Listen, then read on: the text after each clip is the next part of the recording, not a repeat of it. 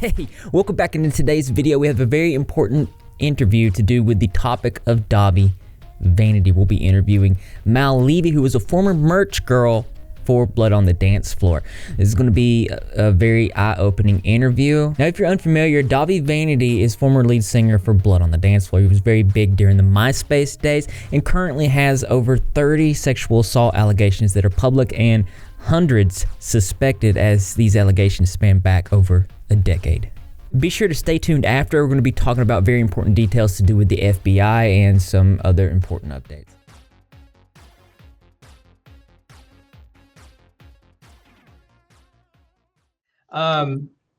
We are here with Mallevy on the topic of Dobby vanity. How are you doing? I'm doing good. How you doing? I'm doing pretty good. We also have Small Fry also interviewing. Hi, Fry. It's my angel baby, my little queen, my little princess. Okay, let's pick it up from, you actually knew Blood on the Dance Floor since the start. Actually started talking on the phone with Dobby at the age of 14, 15, around 2007, 2008? Yep, that's right. I wasn't sure if it was 2007 or 2008, but one or the other, yeah. Yeah, we became friends on MySpace because, you know, we were both MySpace personalities, I suppose. And we all just kind of ended up becoming friends. That's kind of how it worked back then.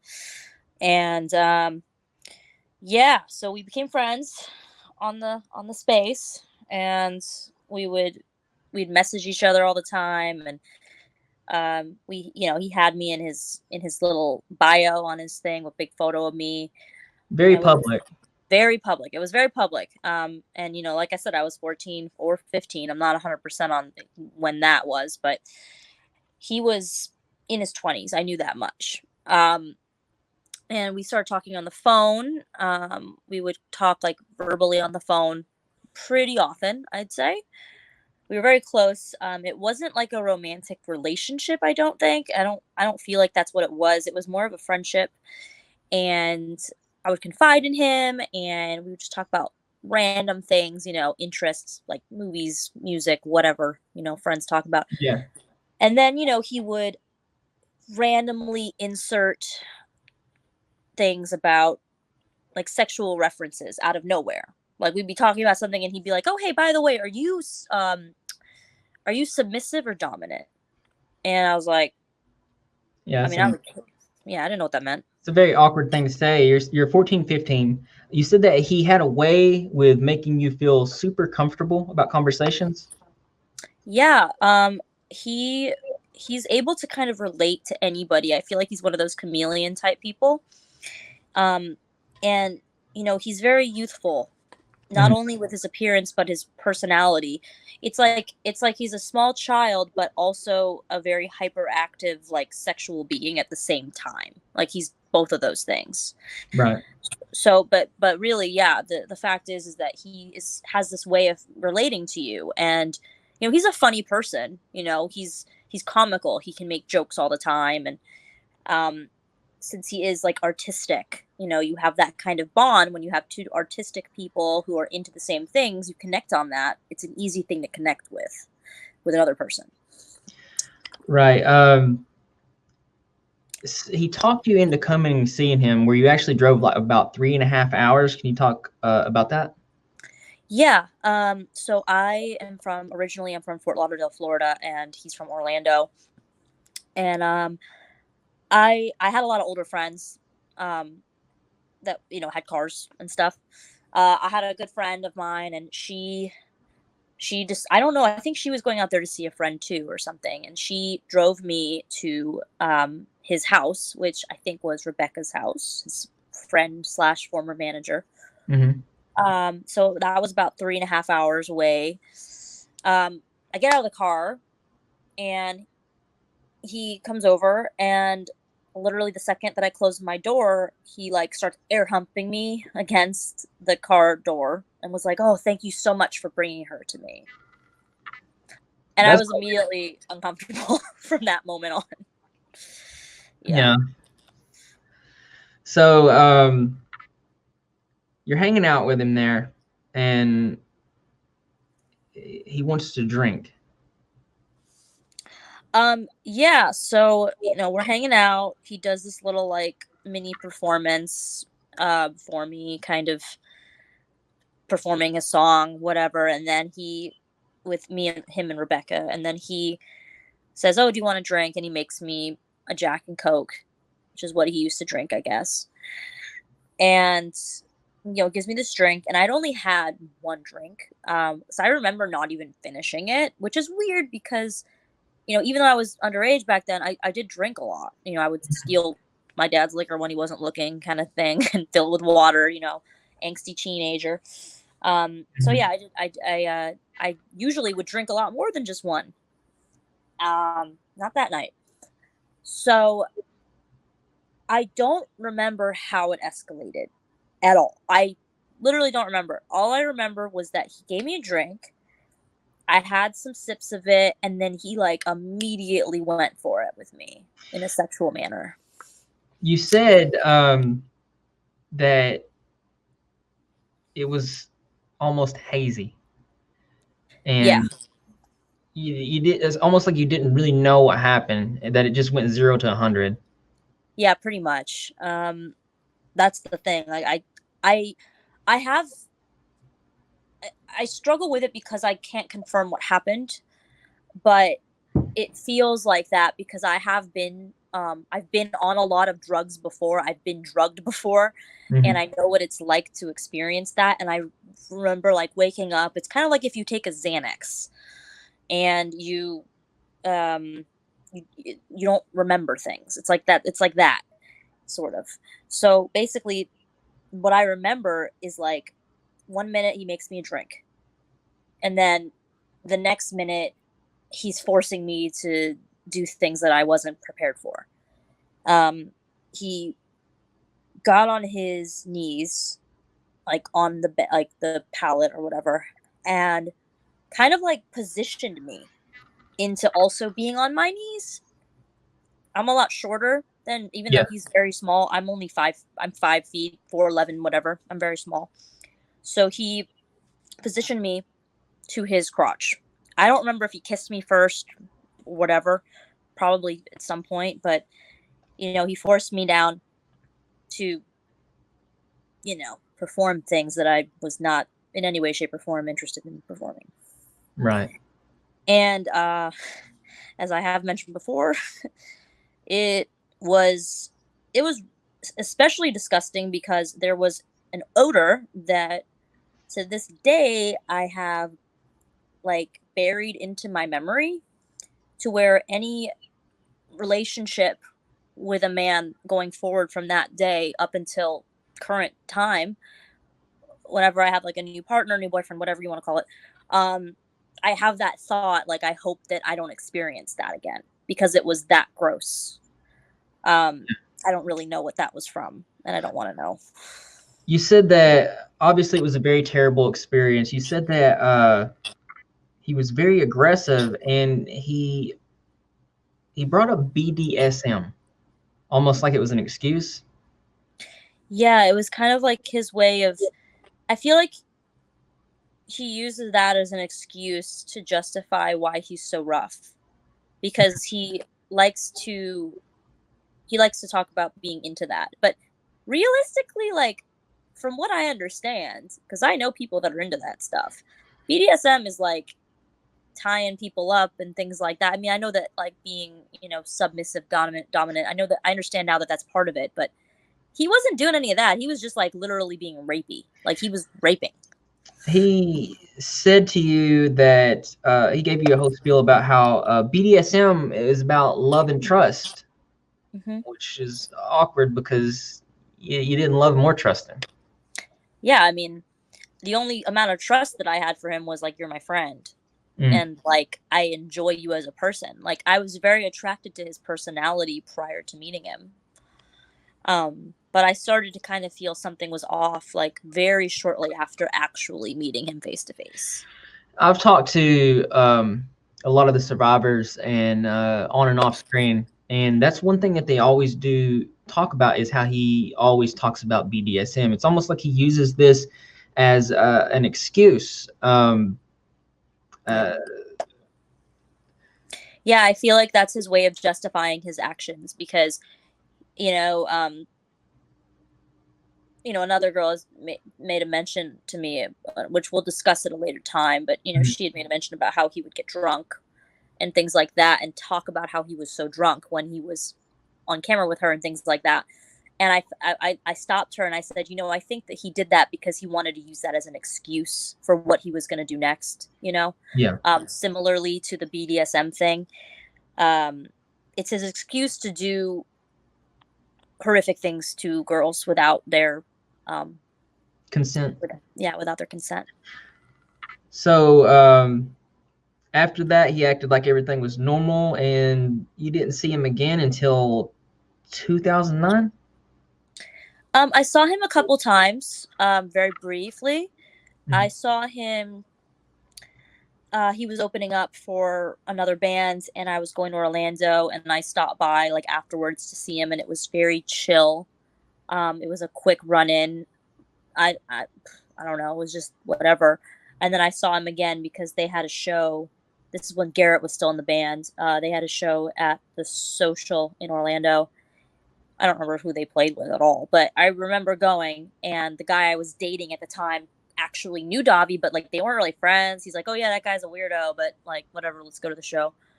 And I don't remember anything about the show other than like it was just chill. We barely saw him. And I think, I was with a guy at that point. I was 16, I think. I think I was 16 at that point. And yeah, I was with another guy. So, he didn't have any interest in me at that point, which was fine with me, obviously. And yeah, so then but then the next time I saw him really was in 2009. I used to go back and forth to LA before I moved there, and I happened to be in town, and I checked like LA Weekly or something, and I saw that they were playing with Broken Side and stuff at the Roxy, and I was like, oh hey, like I should hit him up and see what's up. I have nothing to do tonight. So I texted him, and he was really excited. He was like, oh Mal, like he called me, I think, and was like, I'm so excited, like please come out, I would love to see you, it's been so long. I was like, okay, sure, that sounds cool. I thought nothing else of it. So I went and saw him. I don't think I watched them play because they're terrible. But sorry, I have to like throw a little. Agree on that. Yeah, I can't not throw a little shade, or else it literally wouldn't be me. But anyways, yeah. So I went to the show, and then at one point I was outside, and the way that the Roxy is set up, if you're staring at the Roxy towards the right of the like there's like a parking lot kind of thing, that's where bands that have vans and things like that will park. So they were, I guess, parked there. They might have been loading out or something, and I could hear him pretty vividly, loudly arguing with with a girl, a little scene girl, and she was angry, and I was like, oh my goodness, like what's going on here? They were fighting, and kind of like fuck you, you're an asshole, being thrown back and forth type stuff. Yeah. And I was like, oh my gosh, like I wonder what's going on with that. I hope everything is okay. He came up to me and was like, Mal, I need you, like I just fired our merch girl, and we have a new tour. I think it was in a couple days to a week from that show. It was like literally very shortly after. And it was like, I think it was their first ever like national headliner. Like literally that's how long ago this was. This was Jay's first, the tour that I was at in the Roxy, that was Jay's first tour, I think, with the band. So that was my first night meeting him. So I said, let me ask my dad, because I was 17 at that point. And my dad okayed it because I was already graduated from high school. I was already traveling by myself. I was like a very young adult, whatever you want to call it, in that sense of the word. So he's like, yeah, because I wanted to be in the music industry really bad. And he's like, yeah, just be safe. Check in with me every day. You're good to go. Cool. So I packed up my stuff and we left. And I think it was Thanksgiving Day that we left for tour. And it's actually, and I would like to say that I should mention this, that Jay did ask to see my ID like 3 times before I went on the tour. He did. And I always made up an excuse that I didn't have it. I lost it. Somebody else that was on that tour made a mention that he asked me in front of her, and I made an excuse, and I was like, oh man. I said, I think I'd said I was 18 because Jay was 18. Right. Yeah, so he did ask. Let me just throw that out there. So anyways, we get on the tour, we go to the movies on Thanksgiving. Everything's fine. We're getting along great. We have a couple days off in Arizona. We're hanging out with like fan friends, which were adults, just doing normal stuff. And everything was chill. We had a couple shows, and the first couple shows were good. You know, we made a lot of merch money, which I saw none of. And you didn't see any money, but we'll talk about that a little bit later. Yeah, I didn't see any money, which is the least of my concern. But you know, still a thing. But yeah, so yeah, we had a couple good shows. There was a decent crowd for that small of a tour. The tour was so small that we went to Kinko's to make our own laminates. Like, it was that long ago. And so yeah, we during the time in Arizona, we had a bunch of shows throughout the entire state of Arizona. And one of the shows, we picked up another person. Jane Doe 1. Jane Doe 1 is what we will refer to this person as, because that person would like to be anonymous, which is what we are going to respect today. So Jane Doe 1 previously knew Davi, and was a fan of the band. Really loved the band. I believe I believe she was 18 at that point on the tour. So yeah, she came out and was there to hang out, and then ended up kind of helping me with merch, which I was confused about, whatever. And then Davi comes over to me and says, you know, hey, she's going to be joining the tour. And I was like, I thought it was kind of weird, because it's like, why do you need 2 merch girls? Yeah. I thought that was strange. But at the same time, here you have this girl who is, you know, a huge fan of the band. You know, she looks the part, you know, she dresses the part. She's a really sweet girl, enthusiastic, whatever. And I guess I wasn't that person. I think maybe Davi thought I was going to be someone that might like suck up to him or something. I'm not trying to say that that's what this girl was or anything, but I feel like he wasn't impressed by the fact that I wasn't a fan of his, and I wasn't as enthusiastic in a way that I was just doing my job. That's all I was doing, was my job. But anyways, I digress. So she came and jumped on the tour in our minivan. We were in a minivan, and you know, business as usual. I'm trying to think, like, sorry, I'm like getting a little flustered. You're okay. Help me. You said that Davi started being mean to you around this time too. Oh yeah, okay. Perfect. So, you know, we picked her up. She started doing tour shows with us, and Davi started being a bully to me out of nowhere, which was weird because I've never seen him like that. I've never seen him be that way, aside from when I saw him yelling at his merch girl before the tour. But yeah, he was mean. He would make fun of me, make jokes about me. I don't remember exactly what was said, but it was really bad. In fact, the Jane Doe, she had made a mention that, you know, she felt very badly for me because he just wouldn't stop. He wouldn't let up. And I would, you know, call him on it, and I would be like, man, stop. I would be pissed off.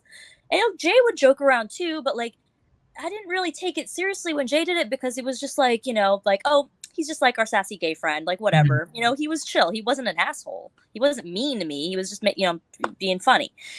But no, Davi took it to another level, and I was very uncomfortable, like very, very, very uncomfortable. At one point, apparently I had cried, which I didn't remember. I was just reminded of that. Right. I cried. Yeah. You said, we're going to go back to Jane Doe 1 in just a second. You said that something happened out in Albuquerque, New Mexico. You want to talk about that? Yes. So I'm pretty sure this was the first time that I really noticed it. I will say also, though, at all the shows, you know, our crowds that we would get were always very young. Like, I mean, no older than 15. Like, I'd say 16 might be the oldest. So we would get a lot of these young girls, and they would, him and Jay would like make out on stage and stuff. So they'd be like, "Oh my god," and get all excited. Yeah. And he would talk about sexual things on stage, even back then. And he would, the parents would come to the merch, and he would, call them mom and dad and give them free merch, just kind of like getting the parents to feel comfortable with their, Yeah, with I've, him. I've heard that before. He's really good at making parents feel comfortable. Something I want to ask is, I was talking to somebody earlier about this. Did you ever witness him go into the girls' restroom? I don't think so. I'm not sure about that one. I have an interesting story at a later date in another video that you'll probably find, and most of everybody watching will find very, very interesting. So back to Albuquerque. Yes. So we were driving to Albuquerque, and I had mentioned to Dobby when we were in the car, like, "Hey, so and so lives in Albuquerque, and it's a member of the band that one of the bands that he had just got off the tour with." So I was like, "We should invite him, see if he wants to come out." He's like, "Oh yeah, for sure, invite him. We'll put him on the list." So I told him to come out, totally chill. He came, watched the show with me, I guess, and afterwards we were just like hanging out in his car, and I guess I had texted or called Davi and said like, "Hey, come hang out, say hi." So Davi comes over to the car not long after with a girl on his arm, and she's carrying a large bottle of Jack Daniels, like holding it firmly. She was very obviously young. Like, it was without a doubt in my mind one of those girls that was like excessively young, but was like trying to dress provocative to look older type situation, because Yeah. I mean, that's a thing.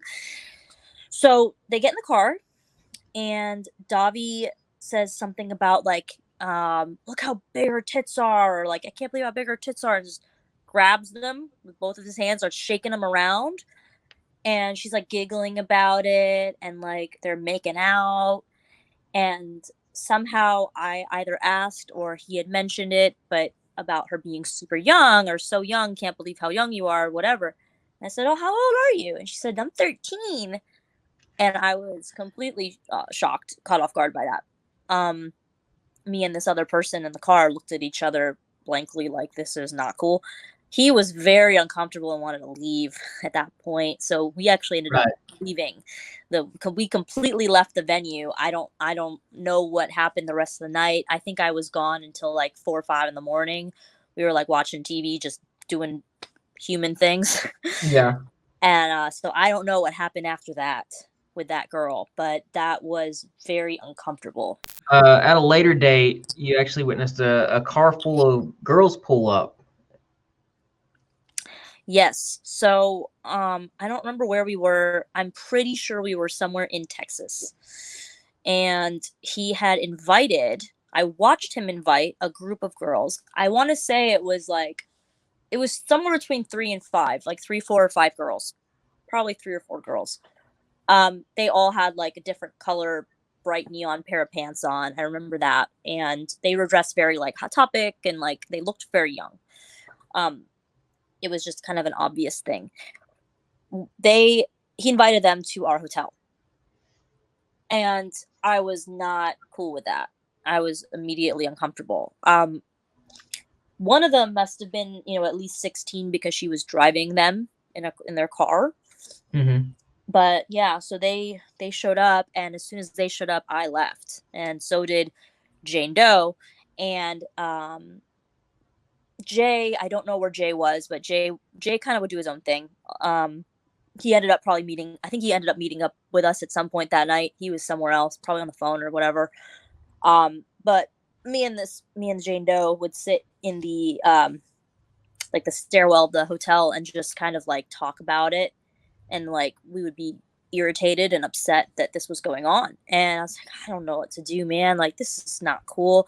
And like, I mean, I mean, I would have been annoyed even if it wasn't, underage girls, because at the same time, we all shared a hotel room, and it's like, you're gonna, Yeah. kick us out of our room. So, we were just kind of avoiding the situation, but he was in there alone with these girls for a while. That wasn't good. You were telling me something about Jane Doe brought up something that Dobby had told her to do for him. Yes. Okay. So fast forward for a minute. We'll take a little halt on this story for a second and fast forward. So this girl ended up remaining with the band for a little while, and she, on a tour in 2010, it was a tour with Jeffree Star, Stereos, and Blood on the Dance Floor, possibly Broken Side, I don't know. He had a lot of heat on him for allegations, pedophile rape allegations were going on against him, and he asked her if she would be his fake girlfriend as a cover-up to kind of take the heat off. So they would do photo shoots together. They would take photos kissing. I literally thought that they dated up until this person told me that no, that was all fake. Like, we were in no way a relationship. People would call them out on it, in venues, and be like, "Oh, you're not dating him." And she'd say, "Why?" It's like, "Because you introduced yourself as the merch girl, not Davi's girlfriend." So, some people knew. But yeah, that was going on for a hot minute. She witnessed he would kiss a bunch of girls on the lips, a bunch of underage girls that were clearly underage. Yeah. She witnessed that happen pretty often. He would just kind of like go, I guess, during like meet and greets or after the show and hang around the kids, probably at like the merch table or something, and he would like kiss them on the lips and stuff. She also told me that he at one point harshly insisted to both her and Jay, and I guess the other people on the crew and the band, whatever, to publicly defend him on social media. Whenever the allegations would arise, like they would say, "Oh, that's not true," and things along those lines, probably responding to fans. And this was something is this something like he did like made them do, or they wasn't getting paid, or they would get fired, or so this was like a payroll thing, or? Well, basically, he would withhold money from them anyway, where he would say, like, "I'm going to pay the rent and the bills and all your bills, and I'll buy groceries for all of us." So he would control everything anyway. So they kind of always felt controlled. I mean, at one point, he even withheld her passport from her, and she was like, "What?" And he's like, "I paid for it." No, you didn't. I paid for it. First off, that's my identity. He would do things like that, where he would kind of try to control his people to doing things that he wanted. I remember Jay Monroe talked on Chris Hansen's live stream about how he wouldn't even give him the medicine that he needed. So yeah.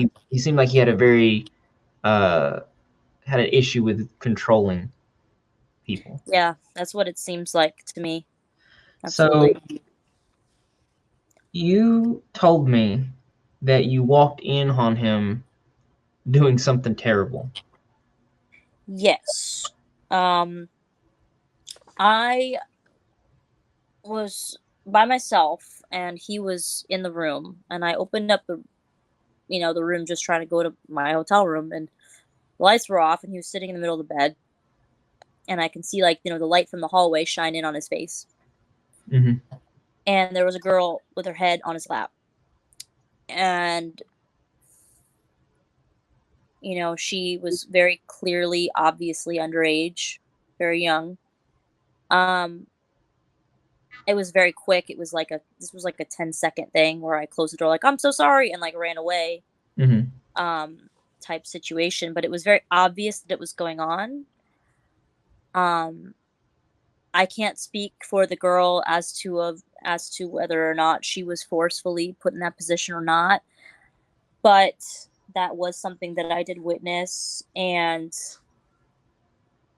it was very disturbing for me. I didn't even know that there was a girl there. Like, I had no idea of this. Like, I must have came back from getting a food or something. You also said that sometimes he did hook up with adults. Yeah, he still does hook up with adults. I mean, there was a woman that he hooked up with in Arizona, and I kind of gave him crap for it because it happened like where I sat in the minivans. I was like pissed off that I was like, you can lay a towel down or something, man. I gotta sit there every day. What the heck? Yeah. She was old. I think she was older, not old, but I think she was older than he was. So, but for him, it was a clout thing because she was a MySpace celebrity previously at one point. So, yeah, there is that, and I will also get to the point, you know, where I can say it there are other girls that were of age that I know he was kind of using this as like a cover. Like every now and then he would get with someone of age, but we already know that he was having fake girlfriends. Yeah, I mean, So. I don't know if he's like not attracted to adults or not, like, but like I have had friends recently reach out and explain to me that like who were of age at the time where he would inappropriately like grope them and they'd say like knock it off and he would still keep doing it, and you know, things like that. So I don't think it even matters to him, but he primarily focuses on children from what I have witnessed. Those that are vulnerable or in vulnerable situations, come from difficult traumatic situations and things like that. You said that in Texas they set you down, him and Jay set you down and actually fired you. Can you talk about that? Yeah.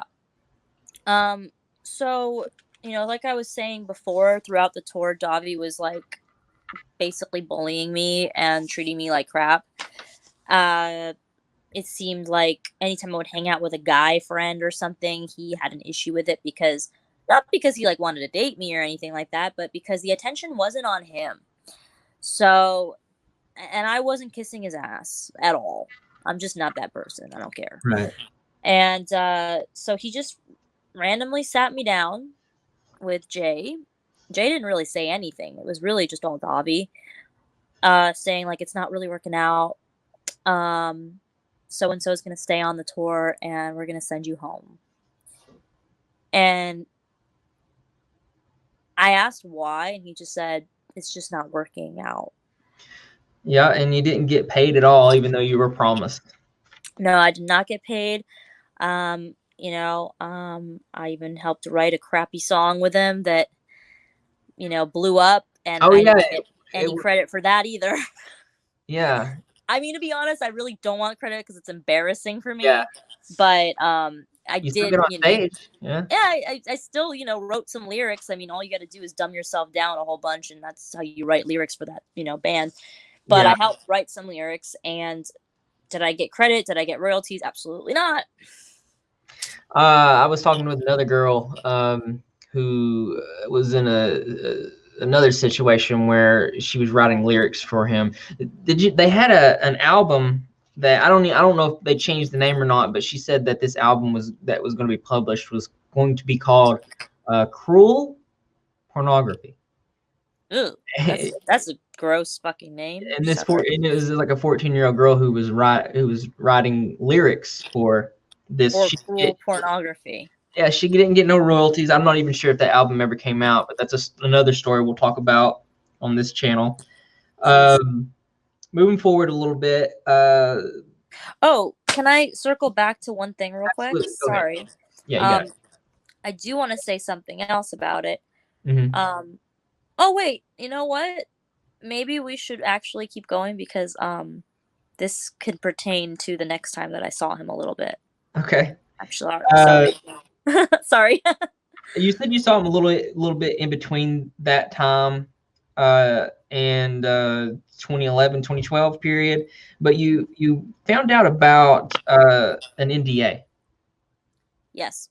So yeah, I the times I ran into him in public kind of thing, but it wasn't anything crazy. So he was on tour 2012 with Davey Suicide and Jeffree Star and New Year's Day. This is the tour that he kicked I believe this is the tour that he kicked New Year's Day off of because they didn't play this date, I believe. I've heard about this. Yeah. So that was Ash Costello's band. Yes. And I've spoken to all of the members about this stuff recently. That's why I'm refreshed about it. Right. But yeah, so they had this show and I went because I was friends with the other people that were on the tour. And this was in LA. Somewhere backstage I ran into Davi and he was like, "Oh my God, like it's crazy. It's so good to see you." At this point I must have been like 19 or 20, I guess. I hadn't seen him, in a minute. And he's like, "Oh, come onto the bus and, say hi to Jay." Before I got on the bus, I was talking to another crew member who wishes to remain anonymous, who's a friend of mine.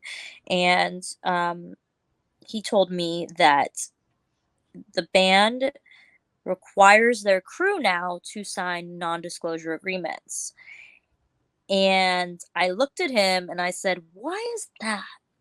And he says, "Mal, you know why that is." So we all know why that is. Which I also thought was strange because like NDAs really don't work if it's hiding illegal activity. That's right. It's not admissible in court of law. Like it's not a thing. So that, I don't know, that was a thing. So I went onto the bus and I hung out for a bit, had a drink, and just kind of caught up briefly.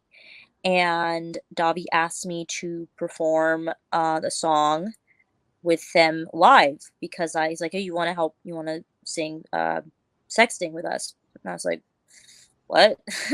Why?" He's like, "Well, you helped write it." I'm like, "Oh, I hate that song. Like, I don't remember the words. I gotta Google this crap." So I Googled it and I got relatively drunk and I agreed to do it. So I performed the song for God knows what reason. Highly regret that.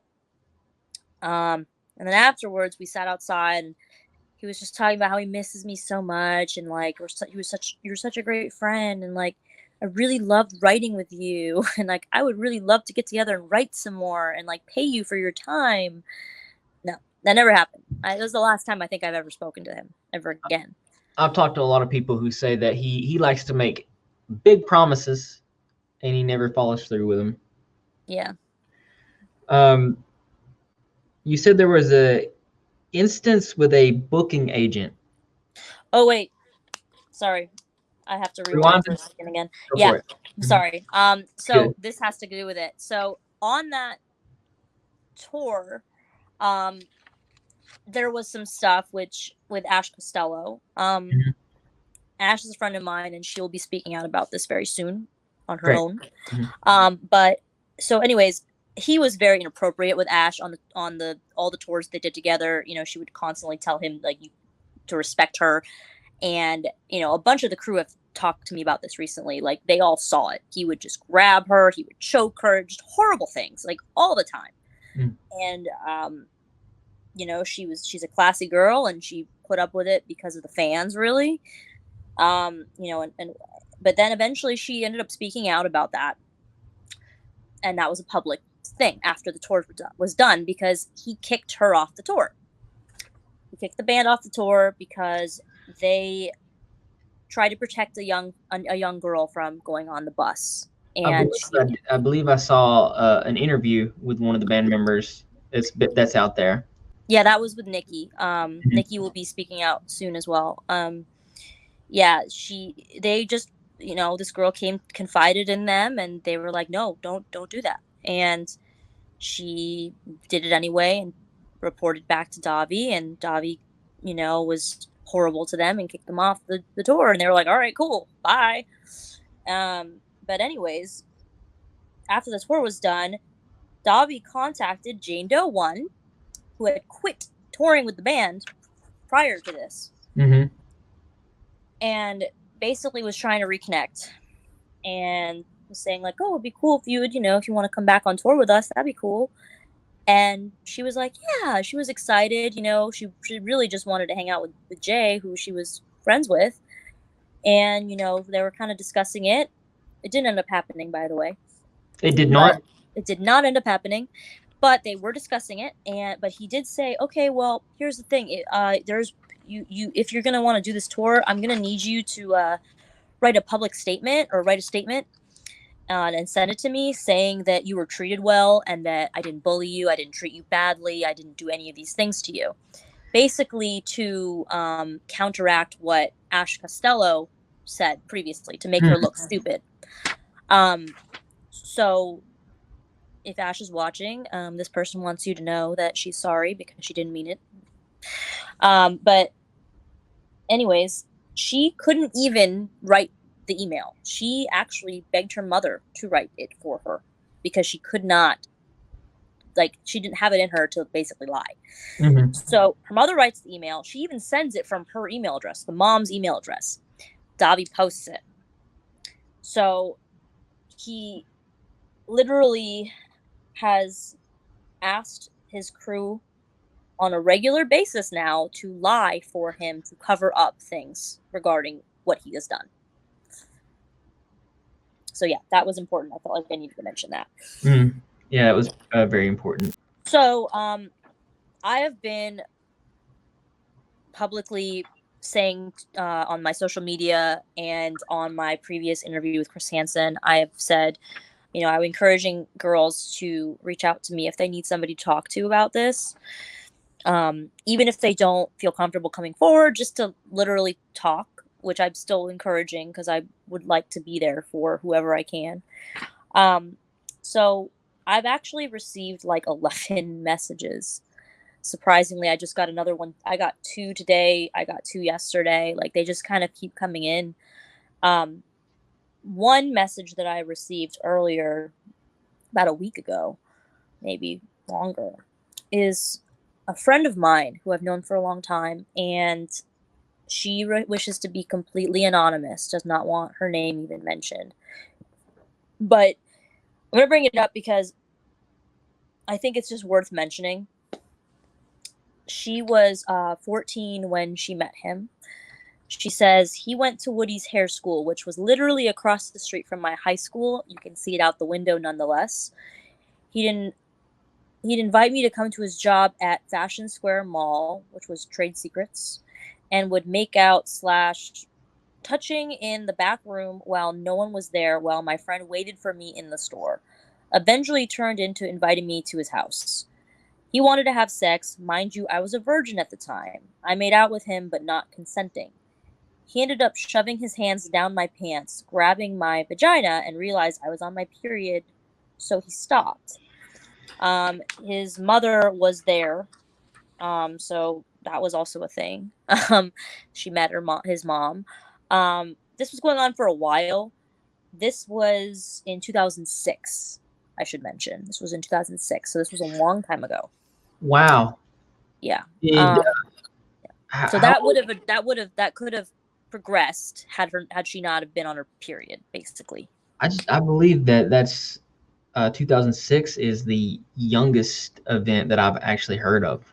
I've actually recently been told of a 2004 incident, but that person 2004. Yes, another girl wrote me. She also says that she is not even mentally prepared to talk about it at all. She just wanted me to know that she's like, I want you to know that you have my support, and I want you to know that this has been going on since at least 2004 because it happened to me back then. So, and at that point, he was probably like 18, 19 or something, maybe 20. I'm not sure, but still, it's been going on that long. And I have a lot of other stories that have been sent in to me that are continuously being sent in that I will cover on a later date. We just want to get through the logistics of that so that it's fair and understood and whatever we need to do with that. When we get everything figured out, then we'll come back on here and share those stories. Yeah. So they're coming, guys. They're coming. I also had there's a former booking agent who formerly booked the band, briefly booked the band for a while, some years ago. I know this person because I used to work with him as well. He wrote me saying, "The dude is a drugged out psycho who needs to be stopped." Maybe this is something totally effed. From what I understood, there was a mother in on the abuse with her daughter. I saw Dobby and a mom and daughter who was underage get out of the back of a closed box truck after having been inside for a long while. Vomit. He saw that with his own eyes, and he knows for a fact that the girl was underage. He also would say that they couldn't play certain cities, which I don't know if you guys are aware of this, but in the music industry, that is not a thing. It shouldn't be a thing because you want to play as many markets as humanly possible. And he literally would tell his agent, "We can't play X, Y, and Z cities." Why do you think that is? Yeah. And he was also very adamant about having all ages shows, even though at this point in time, his fans were 21 and up because this was later on in the career. Yeah. So there is that. He also got an offer to play a teenage girl's birthday party from someone's dad, which he's trying to find the offer for that. That was a long time ago. Yeah. I've heard just today that at least one person, one survivor, has opened up a case in whatever state that their exchange happened in, and I heard that too. there's charges being investigated there. And I have also heard that 2 other separate events cases are also being looked into. So when I find out more about that, I'll let you guys know. But Same. really appreciate you for coming on, you and Small Fry, for sharing your story. She's sleeping. It was incredibly helpful. Thank you. Yeah. Thank you very much. I think I do want to say a few more things though. Go ahead. If I could. You know, I realize that there is a lot of controversy in this situation, and it's a very sensitive subject and a sensitive topic, and you know, everybody has their right to opinions. I have no problem with that. You know, people are angry with not only, you know, me, and people are upset with a lot of people involved with Dobby because we didn't speak up. Here's the thing. I can't speak for everybody. I can speak for my own self, and I can tell you this much. When I was molested, I was 15 years old, and I didn't realize that I was molested until about a year ago. I didn't tell anybody until about a year ago. I told my therapist, and I told my boyfriend. That was it. I was telling people kind of about things that I saw on tour, but I didn't really speak out because I didn't know what to do. And I almost didn't think it was real. It's a very sensitive, like I said, a sensitive subject. And unless you're in the position like that, I don't feel that you can really understand how to go about it. Do I regret not saying something? Absolutely. Every day of my life. I hate that I didn't say anything. But now I am. And now we all are. There are a lot of girls out there that are afraid to speak out because they're afraid of being bullied about it. They have told me that. They want to remain anonymous because these fans will come after them. And, you know, Dobby is known for doing that. He did that to Jesse Slaughter. So it is hard for people to come forward, and I really hope that you guys can really understand that we're doing the best that we can right now, and all we can do is be honest up front and try to help each other out. So again, I would like to offer my friendship, and you have my word that I will not give out any of your information. You are safe with me. If you need like a girlfriend to talk to, like think of me as your big sister. Like I just want to be there for people.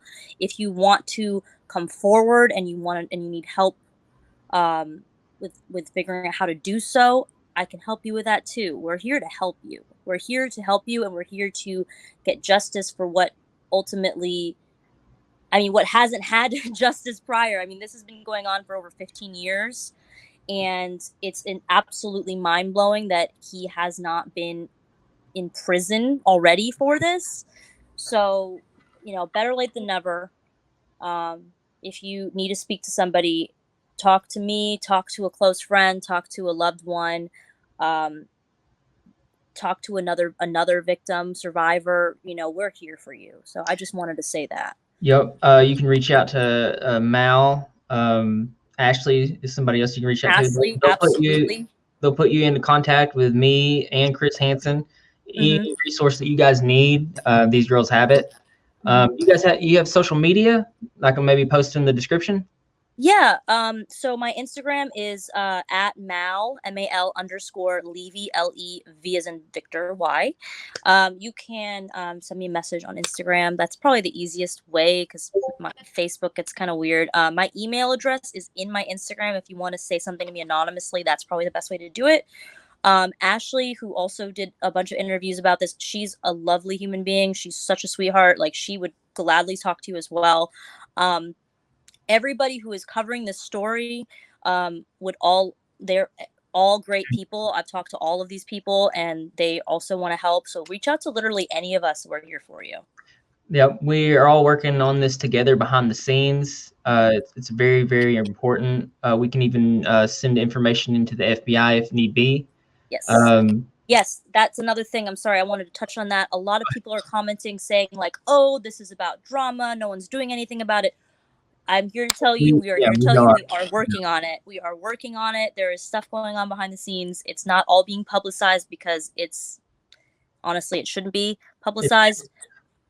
But yeah, we are working on it. So this isn't just like to talk crap about people. That's not what this is about. So just so that's clear.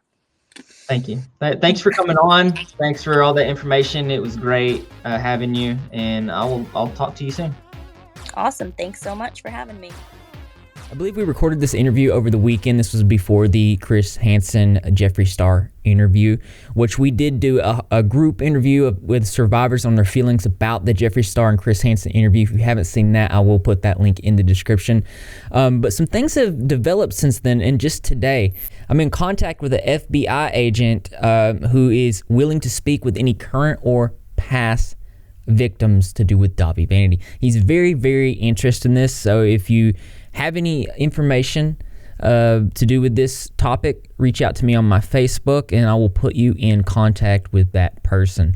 I do know that I spoke to somebody who is within the statute of limitations of an event that happened back in 2016. You're going to hear her story on this channel later this week, if not this week, early next week.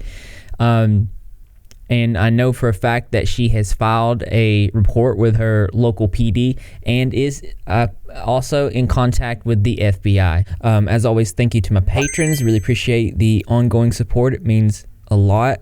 And as I said, I am still working on merch. It's very difficult to, I know I've been saying that for the entire year, but very difficult to be doing other things when you're so focused on this type of investigation. I want to say to all the survivors that this is more than just about Dobby Vanity. This is about your story and empowering other people who may or may not have been in similar situations. So it gives strength to others as well. So before I keep saying I'm going to go ahead and end it. So I know that you're repping your favorite, repping your Greg, and hey, I got to subscribe, notifications turned on, be in the comment section after every single video because I'm going to be there.